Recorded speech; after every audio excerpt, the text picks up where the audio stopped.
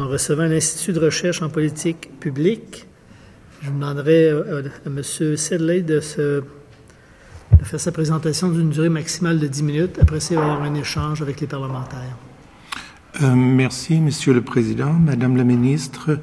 Je ne suis pas l'Institut lui-même, mais je suis tout de même un des directeurs de recherche. Nous avons un programme de recherche sur la diversité, l'immigration et l'intégration depuis 2001 et je dirige le programme depuis 2010. Nous avons évidemment, comme la consultation, couvert un éventail de sujets dans nos travaux. Aujourd'hui, j'aimerais aborder 3 sujets précis: la représentation de la diversité ethnoculturelle au sein des institutions publiques au Québec, deuxièmement, le besoin d'une responsabilité partagée, et troisièmement, un sujet sur lequel je pense que vous avez entendu un peu moins, le rôle des municipalités dans ce domaine. D'abord, la représentation. Comme vous savez, l'immigration récente au Québec est composée en grande partie de personnes qui appartiennent à des minorités visibles. De fait, en 2011, c'était le cas de 20% de la population de la région métropolitaine de recensement de Montréal. Cependant, cette diversification de la population n'est pas bien reflétée au sein des institutions politiques, qu'elles soient composées d'élus ou de nature administrative. Une étude effectuée en 2011-12 a trouvé que 29% des députés fédéraux de la région montréalaise appartenaient à des minorités visibles, comparativement à 16% des députés à l'Assemblée nationale, et seulement 3%, je répète 3%, des conseillers municipaux. Le faible niveau de représentation des minorités visibles au sein des conseils municipaux de la région montréalaise est, à mon avis, particulièrement préoccupant. Quand on regarde la démographie, quand on regarde la composition de certains arrondissements comme Côte-des-Neiges, Notre-Dame-des-Grâces, etc., c'est étonnant.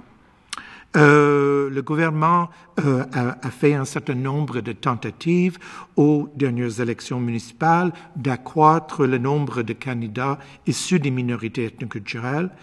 Bien que les initiatives de ce genre puissent être utiles, il semble néanmoins que les institutions publiques et les formations politiques ne déploient pas suffisamment d'efforts de recrutement en ce sens. Évidemment, le recrutement n'est pas le seul facteur, mais c'est clé, c'est très important. Je tourne maintenant à la fonction publique québécoise. Elle non plus ne fait pas très bonne figure. Je suis désolé de le dire, mais les chiffres parlent. Le Conseil du Trésor a la responsabilité d'établir des programmes d'accès à l'égalité en emploi en vue de corriger certains déséquilibres entre les groupes, y compris les communautés culturelles.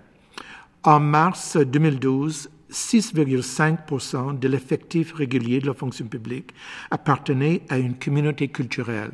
Et ce panier est plus large que les immigrants et plus large que les minorités ethnoculturelles. Elle comprend aussi ce qu'on appelle couramment les allophones, les gens dont un parent parle une autre langue d'origine. Donc, on ne peut pas comparer le 6,5% à un pourcentage de la population parce que cette mesure n'est pas utilisée dans des recensements. Mais c'est bas. Je pense que je n'ai pas besoin de le dire. Par contre, en 2003, ce même pourcentage était seulement 2%. Alors, il y a du progrès au niveau de la fonction publique québécoise. En ce qui concerne les municipalités, encore une fois, la note est basse. Il y a une autre loi qui s'applique, qui est moins exigeante, et en partie en raison de cela, nous n'avons même pas des chiffres analogues que je peux présenter. Par contre, une étude menée par la faculté des hôtels à l'Université McGill a trouvé que dans la région montréalaise, qui comprend pour cette étude la rive sud, Laval, dont la couronne de Montréal, 82% des municipalités n'avaient aucun membre de minorité visible à un échelon supérieur d'administration. L'échantillon était de 84 postes. Ils ont trouvé 3 personnes des minorités visibles dans ces postes de gestion supérieure au sein de ces municipalités. C'est la même étude que j'ai mentionnée tout à l'heure, effectuée en 2011-12. C'est assez choquant.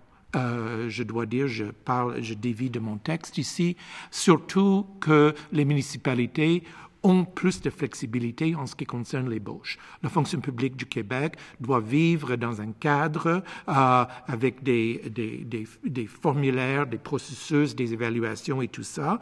Je ne veux pas suggérer que les municipalités peuvent engager n'importe qui, mais ils ont plus de flexibilité. Et c'est assez étonnant que sur presque 100 postes administratifs, l'étude a trouvé 3 gens de minorités visibles. Ce n'est pas un reflet de la population montréalaise, c'est le moins qu'on puisse dire. Je termine cette partie de la présentation en mentionnant que les outils juridiques ne manquent pas. Il y a tout de même un éparpillement de lois, de mandats de surveillance, de règlements. Ça, c'est quelque chose qu'il faudrait peut-être regarder à un moment donné. Mais, à mon avis, ce n'est pas d'autres lois, d'autres règlements qu'il faut. Ce qu'il faut, c'est un leadership politique accru, que ce soit un ministre ou une ministre avec un mandat particulier. Il y a d'autres options. Il y a aussi du leadership qui devrait venir des échelons supérieurs des administrations publiques, et pas seulement dans cette ville, à Montréal aussi. Si les niveaux supérieurs des municipalités à Montréal ne font rien, rien ne sera fait. Je tourne maintenant aux besoins d'une responsabilité partagée. Ici, je parle surtout de l'appareil public du gouvernement du Québec ou de l'État québécois. En raison des différentes dimensions de l'intégration des immigrants et de leurs descendants, une politique en matière de la diversité culturelle et de l'inclusion ne peut être l'affaire d'un seul ministère ou d'un seul palier de gouvernement. Elle requiert plutôt une concertation entre différents ministères, organismes publics et administrations. Il importe donc de reconnaître le principe de la responsabilité partagée selon lequel tous les ministères et les organismes pertinents, par exemple les sociétés d'État, doivent se doter d'outils afin de favoriser la participation et l'inclusion. Je ne veux pas suggérer qu'il n'y en a pas maintenant. Il y en a. Il y a même des politiques d'interculturalisme au sein de plusieurs ministères. Il y en a une qui date, je pense, de 98 au ministère de l'Éducation. Donc, ce n'est pas un tableau blanc, loin de ça. Le besoin de concertation transversale est alimenté par le fait que la diversité est gérée dans des sphères d'activité variées, santé, éducation, emploi et ainsi de suite. Ces responsabilités relèvent de différents ministères et organismes publics. Tous les organismes fournissant des services publics doivent mettre en œuvre des mesures en vue de prendre en considération la diversité et d'encourager l'inclusion. Je tourne maintenant, et je termine avec cela, au rôle des municipalités. Cette responsabilité partagée dont j'ai parlé doit s'étendre aux administrations municipales, lesquelles, surtout dans la région montréalaise, disposent de nombreux programmes et politiques qui répondent à la diversité croissante de la population. Encore une fois, ce n'est pas un tableau blanc. Il y a des programmes intéressants dans la ville de Montréal. Il y a des programmes et d'autres activités au sein des arrondissements. C'est bien, parce que les interactions et les échanges entre les personnes appartenant à divers groupes culturels sont généralement des processus qui ont cours à l'échelle locale. Les villes ont la capacité de mettre en place des espaces communs de rencontres interculturelles grâce aux infrastructures récréatives, sportives ou culturelles. Et ils le font déjà, bien entendu. Vous allez entendre un peu plus tard dans le processus Bob White et François Rocher qui ont écrit récemment une étude assez importante sur l'interculturalisme et ils vont parler plus en profondeur du rôle des gouvernements locaux dans la mise en œuvre des principes de l'interculturalisme.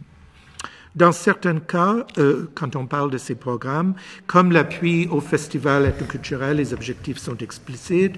Dans d'autres cas, ils sont implicites, mais toutes ces activités peuvent évidemment contribuer à des progrès dans ce domaine. Évidemment, il y a souvent des recoupements avec certains programmes du gouvernement du Québec, dont cette concertation, cette responsabilité partagée, elle est horizontale, mais elle est aussi verticale entre le gouvernement du Québec et les responsabilités. Merci. Nous allons débuter la période d'échange avec les parlementaires. Madame la ministre. Oui. Merci beaucoup, Monsieur Sagan. Merci beaucoup de venir ici, puis on va nous assurer que le train, vous n'allez pas le manquer, si je comprends bien, il y a des contraintes de temps. Je vais vous amener sur l'interculturalisme parce que tout récemment, vous avez publié un rapport sur l'interculturalisme que j'ai trouvé fort intéressant. Nous voulons réfléchir à cette question. On va saisir l'occasion de cette consultation publique pour voir s'il y a lieu de renforcer le modèle, mieux le comprendre, le formaliser peut-être aussi. Et j'aimerais peut-être vous entendre là-dessus. Vous avez aussi une expérience canadienne, vous avez un point de vue pan-canadien. Est-ce qu'il, sur les différences, oui ou non? Certains, bon, comment vous voyez ça, mais j'aimerais plus qu'on se concentre sur le modèle québécois. Oui, ben, évidemment, vous allez entendre des gens qui ont une connaissance plus profonde que moi sur ce sujet, mais l'interculturalisme est dans un sens quelque chose d'extrêmement simple. C'est la première partie de ce mot qui est la plus importante, inter. Inter entre les gens de différentes origines, de différentes expériences, même de différentes parties de la même ville, ou même entre les villes et les régions ex-urbaines. Mais c'est pas simplement de créer des points de contact entre les gens. Il faut que ces contacts et ces échanges soient structurés. Ça doit se passer dans un cadre. Alors, il y a des programmes qui peuvent encourager cela. Par exemple, en Europe, il y a un programme assez bien établi du Conseil de l'Europe qui s'appelle Ville interculturelle. Et l'objectif du programme, c'est surtout d'encourager les échanges entre les villes qui ont des populations diverses, qui veut dire presque toutes les villes en Europe, comme presque toutes les grandes villes en Amérique du Nord, et d'encourager les gens à adapter leurs programmes et leurs politiques aux leçons qu'on peut tirer d'ailleurs. Au Québec, et je termine là-dessus, il y a un contexte qui est un peu différent, mais des fois on exagère la différence. On dit qu'au Québec, il y a la langue française, qui est elle-même une langue minoritaire. Alors l'interculturalisme devrait se passer dans un contexte de français langue commune. Oui, j'accepte tout ça, mais c'est pas très, très différent ailleurs. Au Canada anglais, ça se passe dans un contexte de l'anglais, langue commune. Sauf que cette prédominance de l'anglais n'est pas légiférée comme elle est à certains égards au Québec pour, en grande partie, des raisons qui se défendent. Alors les gens, vous allez entendre peut-être des gens qui disent que l'interculturalisme, c'est simplement le multiculturalisme par un autre nom. Il y a des similitudes. Il y a d'autres gens qui vont dire, mais touchez pas à l'interculturalisme parce que c'est l'assimilation. Oubliez le vocabulaire, pensez au bon sens, pensez à ce côté pratique, ces interactions, le contact entre les gens des différents milieux et comment ceci peut valoriser et faire avancer les politiques que vous êtes en train de revoir. Oui, merci. Vous parlez beaucoup des villes et c'est vrai, il y a peu de gens d'intervenants qui ont parlé du rôle des villes. Je pense que les villes ont un rôle important à jouer en matière de diversité-inclusion, attraction de l'immigration aussi, qui nous amènera peut-être sur la régionalisation. Vous avez parlé du très faible visibilité de la diversité au sein même des conseils municipaux, évidemment. Mais au-delà de ça, et c'est une question importante, mais au-delà de ça, le rôle que peuvent jouer les villes, et si vous avez des exemples ailleurs dans le monde, sur des villes qui s'affichent et qui sont proactifs en matière d'inclusion et de célébration de la diversité, où ces rapports sont encouragés. J'imagine, en tout cas, moi, dans la réforme qu'on veut faire et les plans d'action, je vois les villes comme jouant un rôle important dans un plan d'action. Mais il y a tellement d'exemples que là, je raterai mon train, c'est certain. Dans le rapport de M. White et Rocher, il y a des références, il y a une discussion des villes interculturelles. Il y a une belle initiative qui a été établie à la Fondation Maitrey à Toronto et qui continue, qui s'appelle Cities of Migration. Et encore une fois, c'est surtout de viser des échanges entre des villes qui ont expérimenté. Mais ça, c'est l'approche un peu molle. Elle a des qualités, mais à mon avis, le rôle des municipalités, c'est un nouveau chantier pour le Québec. Et dans une nouvelle politique d'immigration et diversité, à mon avis, c'est entièrement approprié pour le gouvernement du Québec au moment de la publication de la nouvelle énoncé des politiques de dire un certain nombre de choses assez clairement, en respectant évidemment les juridictions des municipalités, mais en démontrant du leadership et en mettant la table pour un grand débat de société qui peut mener à une approche peut-être un peu plus musclée, une approche vraiment de concertation. C'est pas quelque chose qui va arriver dans 24 heures, mais à mon avis, c'est un nouveau chapitre qui devrait être regardé très attentivement. Et est-ce que ces actions iraient aussi jusqu'à, évidemment, l'intégration, et on parle beaucoup d'intégration d'emploi, aux obstacles, et on pose des questions sur comment mobiliser le milieu. Le gouvernement peut avoir des politiques, financer des organismes, etc., mais c'est pas le gouvernement seul qui peut assurer qu'on ait une société plus inclusive. Voyez-vous les villes jouer ce rôle de mobilisation, même des entreprises, évidemment, où il y a des barrières, on le voit. Dans quel sens vous voyez ce rôle des villes pour construire des sociétés, des villes plus accueillantes, ouvertes? Tout le monde doit s'atteler à cet objectif. Et j'aimerais offrir une observation pointue à cet égard. Les témoins précédents ont parlé à plusieurs reprises de ce que j'appelle pas la reconnaissance des diplômes étrangers, mais la non-reconnaissance. Ceci est un grand problème économique, social. C'est un problème de société et ça ne bouge pas au Québec. Ça ne bouge pas dans le reste du Canada. Oui, il y a certaines professions qui font de petites choses et tout ça, mais en réalité, ça ne bouge pas.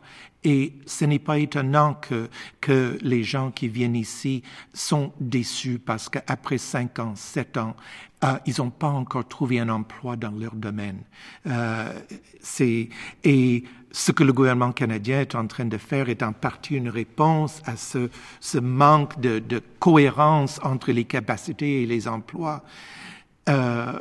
Peut-être que ceci va aider, on ne peut pas voir, j'ai pas une boule de cristal, mais entre-temps, on laisse les ordres professionnels font leur travail comme ils veulent. Ces ordres-là aussi devraient faire partie de cette concertation et devraient commencer à regarder plus loin que leur lorgnette professionnelle. Très bien. J'aimerais céder la parole au député de Darcy-McGee. Monsieur le député de Darcy-McGee, 2 minutes 30. Merci, Monsieur le Président. Je trouve vos derniers commentaires troublants, mais très importants quand on parle d'une reconnaissance des acquis et de comprendre qu'il faut trouver l'équilibre entre le rôle de protéger le public et l'intégrité des professions, mais aussi de donner accès à l'intérêt de tous les Québécois et Québécoises aux nouveaux arrivants qualifiés. Je veux revenir à un de vos trois volets sur la représentation, sous-représentation, pour avoir suivi de très près ce dossier depuis 30 ans, et j'en conviens, vos chiffres en témoignent, le progrès est assez modeste, il faut dire. Dans un premier temps, je vous inviterai, peut-être c'est d'une évidence, mais je trouve c'est important de nous parler un tout petit peu de qu'est-ce que le Québec perd en ne pas faisant de progrès sur ce dossier-là, parce que c'est pas nécessairement évident à tout le monde. Qu'est-ce qu'on perd comme société? Et dans un deuxième temps, quoi faire finalement pour redresser ce manque de représentation et de diversité? Rapidement, au moins deux choses. D'abord, la nature des décisions. La recherche démontre, la recherche surtout en ce qui concerne la participation des femmes, secteur public, secteur privé, quand les femmes sont plus présentes, surtout au-dessus de 30%, la nature des processus de décision change et les décisions elles-mêmes changent. C'est normal si au sein d'un conseil municipal, il n'y a qu'une personne parmi 30 ou 35 qui vient des minorités, c'est une voix. Peut-être que la personne serait éloquente et active, mais ce n'est qu'une voix. Plus théorique, mais réelle aussi, il y a des incidences sur la légitimité des institutions publiques, que ce soit les institutions élues ou les institutions administratives. Les gens qui viennent ici deviennent en grande partie des citoyens. On espère qu'ils vont participer, ils vont peut-être voter, peut-être se présenter. Mais si les institutions ne paraissent pas comme la société, et s'il n'y a pas de gestes d'accueil, comme par exemple dans le recrutement, ça ne changera pas. Et à long terme, le niveau de confiance de ces gens-là et peut-être de la population plus large, moi comme citoyen qui a un visage blanc, je suis inquiété par ces chiffres aussi. Céder maintenant la parole à Monsieur le député de Bourget. Merci, Monsieur le Président. Monsieur Sidot, soyez le bienvenu. Heureux de vous avoir parmi nous. Juste quelques petites remarques.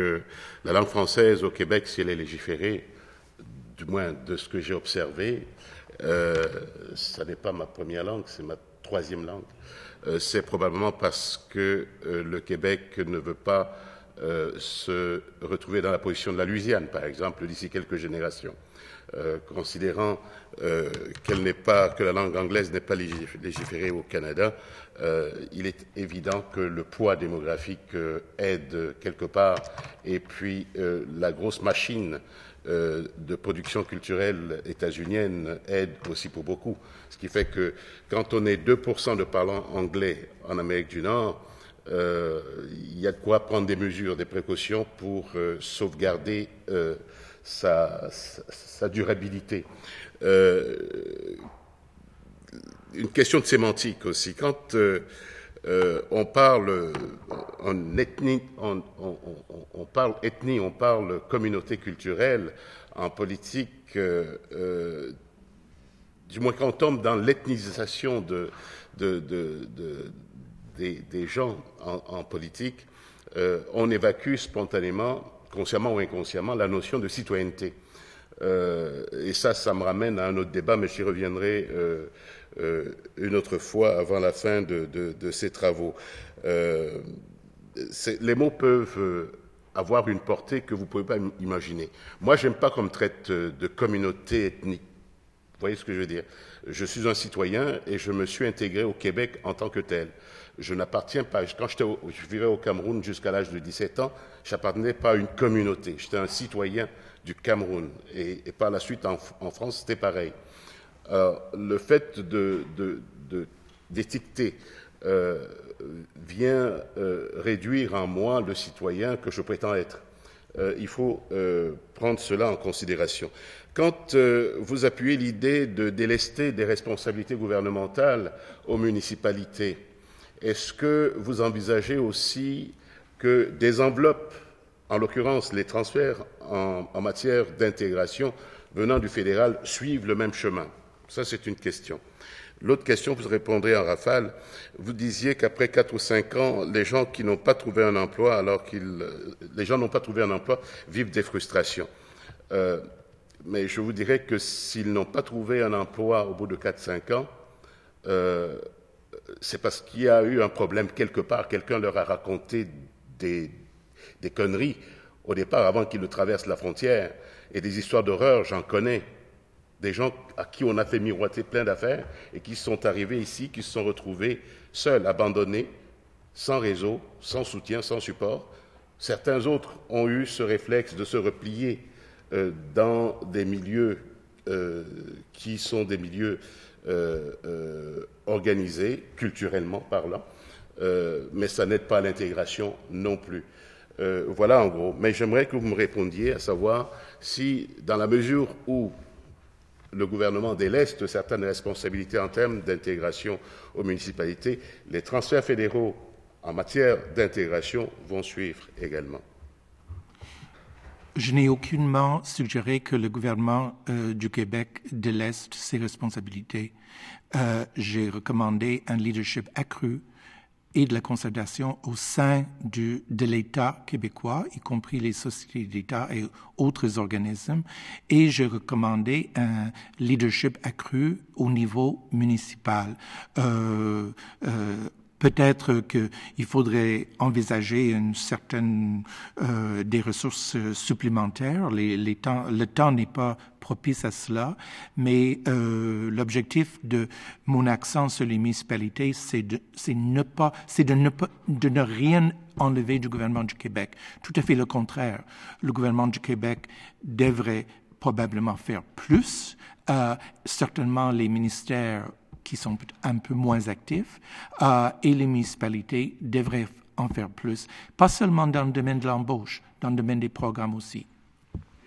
Je vais également aller dans votre sens quand vous parlez de l'importance de la diversité dans l'institutionnel. Je vous suis jusqu'à la limite du culturel intégré dans sa diversité. La diversité culturelle dans l'institutionnel est source de chaos. Ça a été observé un peu partout. Et je ne connais aucune institution à travers le monde qui fasse en dehors du monoculturel. C'est un peu comme la question de la séparation de religieux de l'État. À partir d'une diversité d'identité culturelle intégrée dans l'institutionnel, il y a fort à parier qu'on va au-devant d'un désordre annoncé. À moins que vous ayez des exemples, est-ce qu'il y a un pays dans le monde qui ne verse dans le monoculturel en termes de culture institutionnelle? Je n'ai pas tout à fait suivi, mais je vais simplement observer qu'un pays qui ne s'appelle pas monoculturel, mais qui s'appelle républicain et laïque, la France, souvent utilisée comme un exemple ici au Québec, ne fait pas très bien actuellement. Et pas seulement en raison de l'intégrisme religieux. Elle ne fait pas très bien non plus parce que, officiellement, on oublie que la différence et la division sont des fois causées par les écarts socio-économiques et par l'isolement. Et l'isolement n'est pas seulement quelque chose que les gens font eux-mêmes. On peut s'isoler des autres ou on peut être repoussé par la société elle-même. Et j'ose dire en France que ces deux phénomènes existent actuellement. Des décisions ont été prises il y a longtemps d'encourager les immigrants d'être logés dans des tours à l'extérieur des centres-villes. Et malheureusement, la France vit les conséquences de cette décision. Elle n'était probablement pas prise pour de mauvaises raisons, mais la France essaie de attiser, diminuer la différence et elle n'est pas en meilleure position que le Canada, le Royaume-Uni, les États-Unis ou d'autres pays ou on accepte une composition plus variée de la société. Attention, oui, enfin j'aurais rappelé que Mme Merkel et Monsieur le Premier ministre britannique, à l'instar de M. Sarkozy, avaient dénoncé l'échec du multiculturalisme aussi. Donc tous les systèmes sont à remettre en question, si je vous entends bien. Ce sont des débats qui vont continuer partout. Okay. De vous.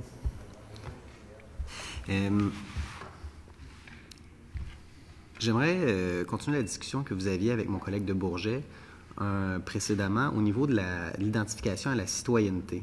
Mon collègue disait on ne doit pas nécessairement s'afficher en fonction du groupe ethnique ou du groupe culturel d'où on provient, mais plutôt de prendre part, de s'identifier au niveau de la citoyenneté.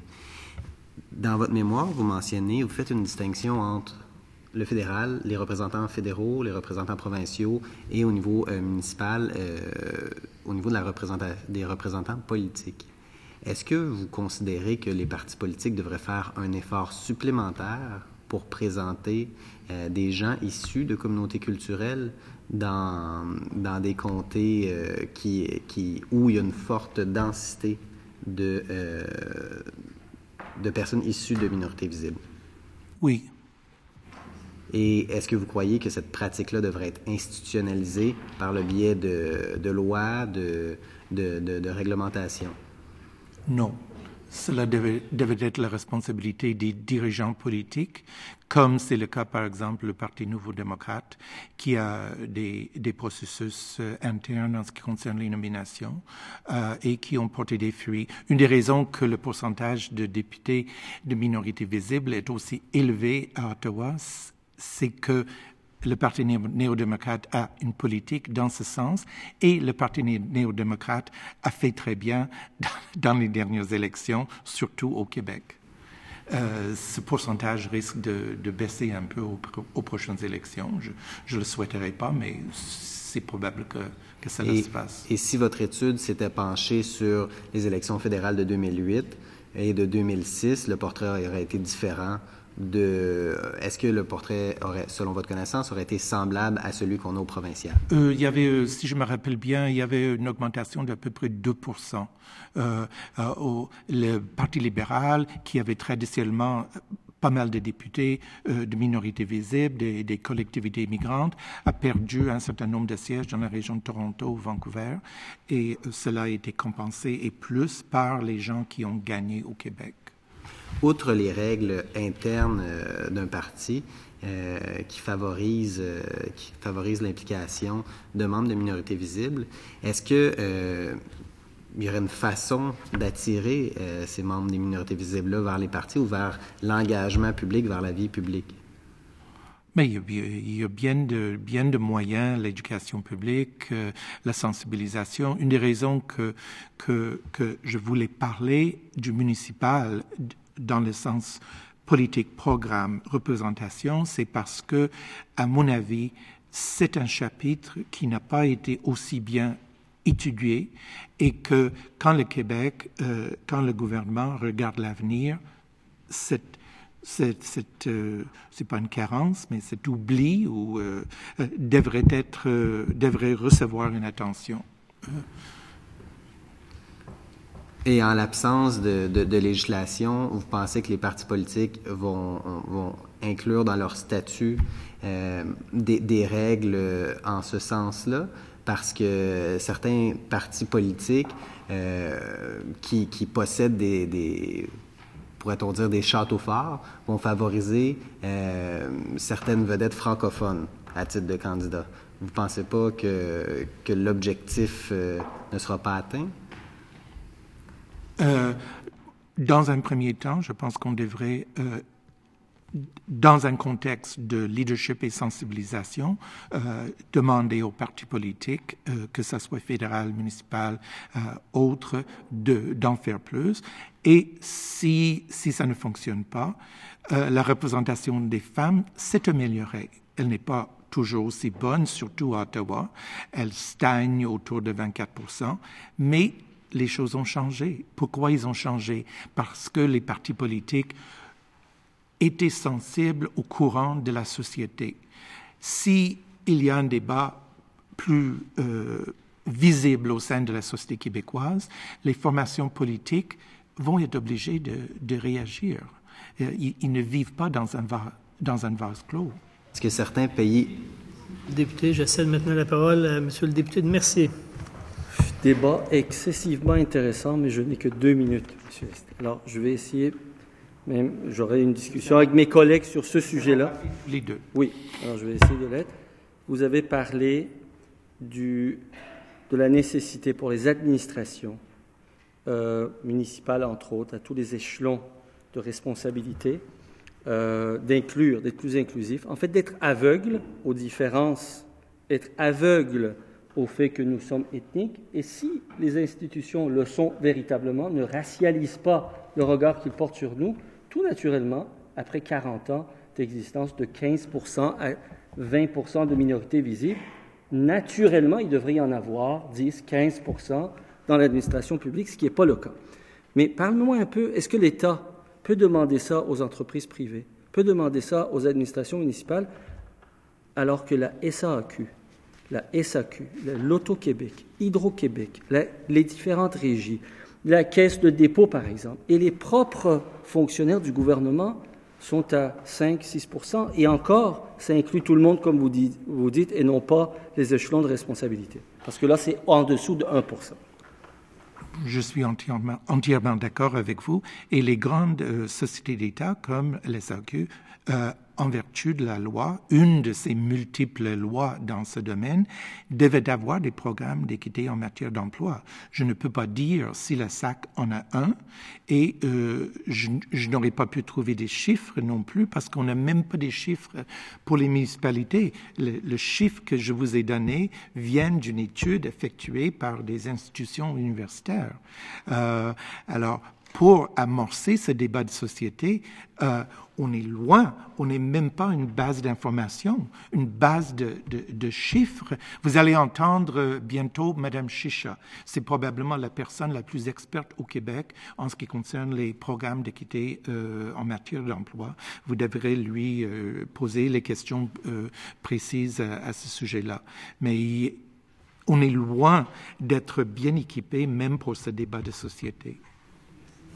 Donc, je vous remercie, mon cher, et je vais suspendre les travaux quelques instants afin de permettre au regroupement des organismes communautaires autonomes jeunesse du Québec de prendre place.